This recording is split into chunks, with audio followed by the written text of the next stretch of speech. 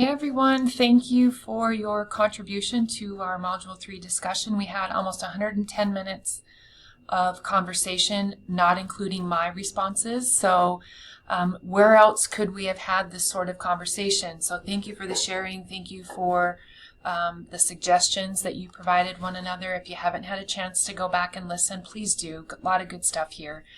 But bottom line is your syllabus is such a crucial component to your class. It's a communication tool. It's your voice when you're not there to give it.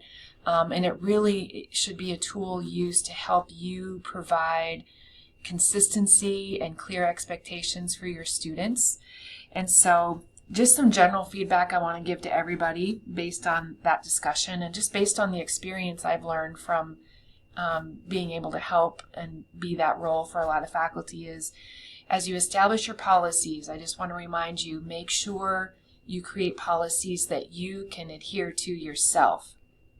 If you create a policy that's just it's hard to adhere by it, then don't use it. Don't try to use a policy to use a scare tactic to get your students to behave in such a way, because it won't work. Make sure that they are manageable and that you can stick to them yourself. Thomas talked about how the electrical trade program uses an instructor tribunal to discuss academic situations with their students, which I thought was a really unique strategy, and it sounds like it really works for the program. In my response to him, I suggested, is there such a thing as a student tribunal, that maybe the student tribunal is made up of students that discusses behavioral issues in the classroom to get your peers to hold one another accountable. So that was just an idea that I shared. I really like how so many of you talked about creating policies to set your students up for industry expectations, because that's what we're here for. So if they wouldn't get away with certain behaviors in industry, we can't let them get away with it in our classrooms. And so whether that's through attendance, whether that's through behaviors, whether that's through quality work, really holding them to those expectations now, so it makes that transition to industry much more smooth and productive, because we need to keep those relationships with our industry partners healthy. And I think providing them with graduates ready to hit the floor running is a thing that we can be doing, and part of that is how we manage those behaviors in the classroom.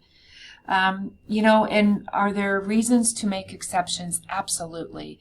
And I guess the phrase that I always like to say is, exceptions are made for exceptional situations or exceptional students. And so if there is a call for an exception to be made, and you can verify that, this is an exceptional situation and this is an exceptional student, then you as an instructor certainly have the right to adjust your policies, and feel free that you can do that for those situations. I think that was all the notes that I had here for the group. I did go in and leave a post on everyone's initial comments, so if you want to go take a look at those.